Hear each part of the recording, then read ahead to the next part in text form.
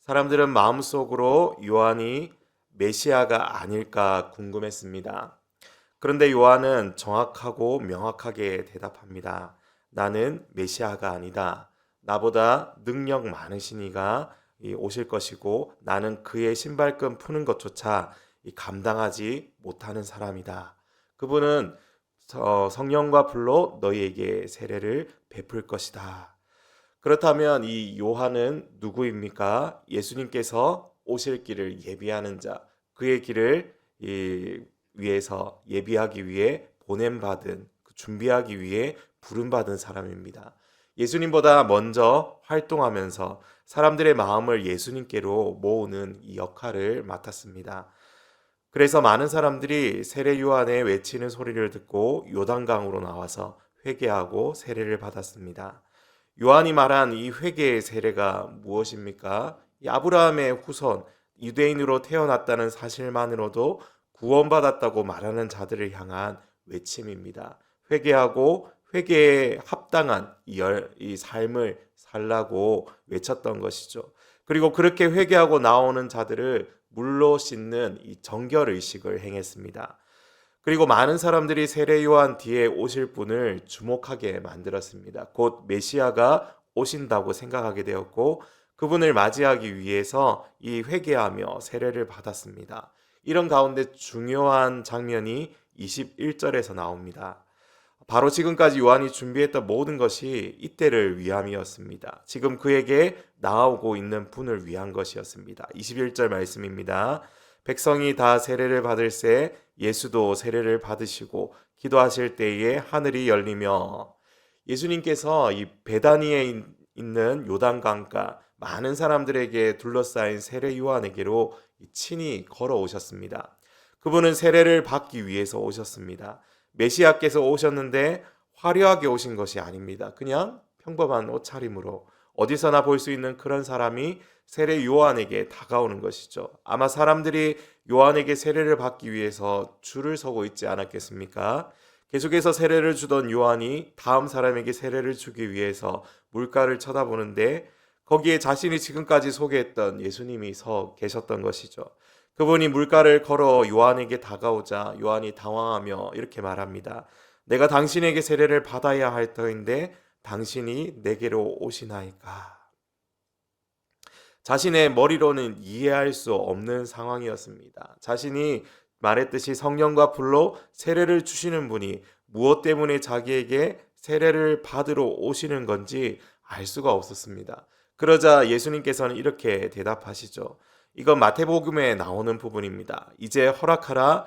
우리가 이와 같이 하여 모든 의를 이루는 것이 합당하니라.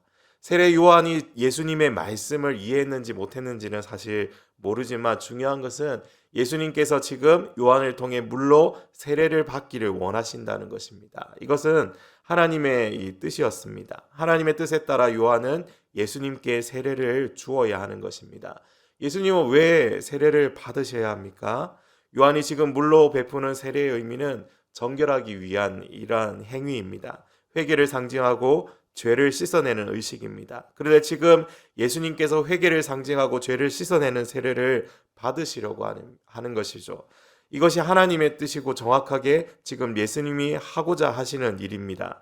바로 이 구약의 예언을 이루기 위해서 하나님의 나라가 실현되게 하기 위해서 이 땅에 오시고 처음으로 공적 생애를 시작하시는 예수님께서 가장 먼저 하고자 하신 일이었습니다. 예수님은 인간으로 오셨지만 여자의 후손으로 성령으로 잉태되었기에 아담에게서 이어져 내려오는 그 원죄에 적용을 받지 않으십니다. 예수님은 우리와 같은 사람이시지만 죄가 없으신 완전한 인간이십니다. 여기 죄가 없다라는 말에 주목해 보면 죄가 없으신 예수님이 죄가 있어서 회개하고 물로 씻기 위한 세례를 받으시는 이유가 무엇이겠습니까? 바로 우리와 동일한 모습, 그 모습이 되기 위해서 세례를 받으시는 것입니다. 죄가 없으시지만 세례 요한이 말한 대로 세상 죄를 지고 가는 어린 양이 되시기 위해서 스스로 우리와 동일한 세례를 받으십니다. 자신을 낮추시고 자신을 죄인들과 완전히 동일시하셨습니다. 우리의 죄악을 친히 담당하기 위해서 율법의 저주에서 우리를 구속하고 구원하시는 하나님의 그 의를 이루기 위해서 세례 요한을 통해 세례를 받는 것으로 시작하셨던 것이죠. 그뿐 아니라 세례를 받으시는 사건은 이제 본격적으로 하나님의 나라의 이 일을 시작하시겠다는 예수님의 공식적인 발표였습니다. 거기에 더해서 하나님께서 확증하시죠. 예수님이 세례를 받고 나오실 때 하늘이 열리고 성령이 비둘기같이 내려서 예수님 위에 임하는 것을 사람들에게 나타내셨습니다. 그뿐 아니라 음성으로도 확증하시죠. 너는 내 사랑하는 아들이라 내가 너를 기뻐하노라. 메시아로서 이 세상의 죄를 지고 가는 어린 양으로서 구원적 임무가 이제 막 시작됨을 세상에 알리셨던 것입니다. 그리고 이러한 장면 역시도 구약의 이사야서와 시편의 예언을 성취하는 것이었습니다. 오늘 우리가 이 살펴본 예수님이 받으신 세례의 의미가 2024년을 살아가는 저와 여러분에게 어떤 교훈을 주고 있습니까? 먼저 우리는 이 겸손의 왕으로 오신 예수님을 바라보아야 하겠습니다. 그리고 우리도 그렇게 살아가야 하겠습니다. 예수님은 하나님의 아들이십니다. 가장 존귀한 분이시고 중요한 분이십니다. 그런 분이 갈릴리 나사렛에서 요단강 베다니까지 먼 거리를 직접 찾아오셨습니다. 그리고 죄인된 인간에게 직접 세례를 받으셨습니다. 예수님 정도 되면 이 세례 요한을 불러서 그분의 오히려 이 세례를 주셔야 할 분입니다. 그리고 이왕 받을 거면 직접 세례 요한을 불러서 그에게 세례 받을 수도 있지 않았겠습니까? 이 작고 초라한 요단강이 아니라 좀 더 크고 푸른 보기 좋은 갈릴리 호숫가에서 이 빨갛게 노을이 질 때에 수많은 사람들을 불러 모아서 그림처럼 우아하고 또 성대하게 이 세례식을 거행할 수도 있었을 겁니다. 그러나 예수님은 절대로 그렇게 하지 않으시죠. 오히려 몸소 움직여서 세례 요한을 찾아오시고 자신과 죄인들을 동일시하셔서 죄인된 인간으로부터 세례를 받으십니다. 예수님은 겸손히 하나님의 뜻에 순종하셨습니다. 여러분, 겸손이 무엇입니까? 내가 높임을 받을 충분한 자격이 있는데도 그걸 요구하지 않고 오히려 낮은 곳으로 스스로 내려가는 것입니다. 나중에 예수님은 제자들의 발을 직접 씻겨주신 사건이 있습니다. 그들의 발을 씻겨주시고 난 뒤에 그들에게 무엇이라고 말씀하셨습니까? 내가 너희에게 행한 것 같이 너희도 행하게 하려 하여 본을 보였노라. 무슨 뜻입니까? 예수님의 그 겸손과 섬김의 모습을 예수님의 제자로서 이 땅을 살아가는 동안에 우리도 세상에 나타내 보이며 살아가야 한다는 것입니다. 사랑하는 여러분, 이 땅에서 하나님의 나라와 의를 여러분의 삶 가운데서 이루어 가기를 원하십니까? 그러면 우리는 예수님처럼 겸손을 먼저 배워야 합니다. 연약한 자를 멸시하지 말고 나보다 못하게 보이는 사람들을 무시하지 말고 그 사람들과 자신을 차별하지 말고 오히려 그 사람들과 나 자신을 동일시하기를 바랍니다. 우리는 똑같은 죄인이고 내가 뭔가 더 말을 가지고 있어서 고귀한 것이 아닙니다. 내 마음을 겸손히 낮추어서 그 사람들과 함께 하나가 될 때 하나님의 역사가 이루어지는 것입니다.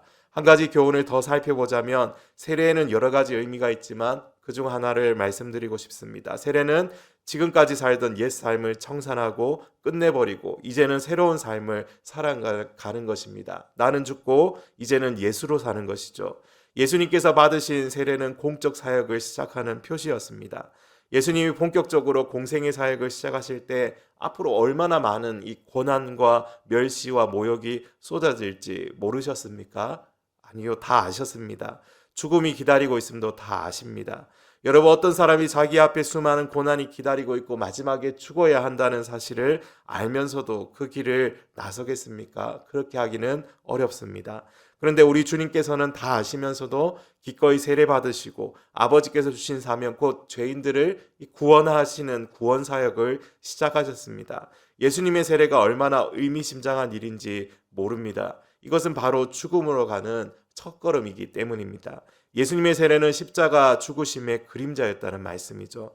우리는 죄를 멀리하고 변화된 삶을 살아가려고 할 때 저와 여러분의 이 앞길에도 고난과 멸시와 모욕이 쏟아지고 핍박이 생길 수가 있습니다. 그렇지만 우리는 예수님처럼 묵묵히 이 길을 걸어가야 합니다. 그것이 아버지께서 주신 사명이고 많은 사람들에게 복음을 전하며 예수 그리스도의 생명을 전하는 우리의 소명입니다. 사랑하는 여러분, 우리도 예수님을 닮아 겸손히 섬기고 옛 삶을 벗어버리고 예수님 안에서 새롭게 거듭난 사람으로서 매일의 삶을 살 수 있기를 바랍니다. 그래서 여러분의 삶의 모습을 통해서 많은 사람들이 주님께 돌아오는 그러한 은혜가 있기를 간절히 소망합니다.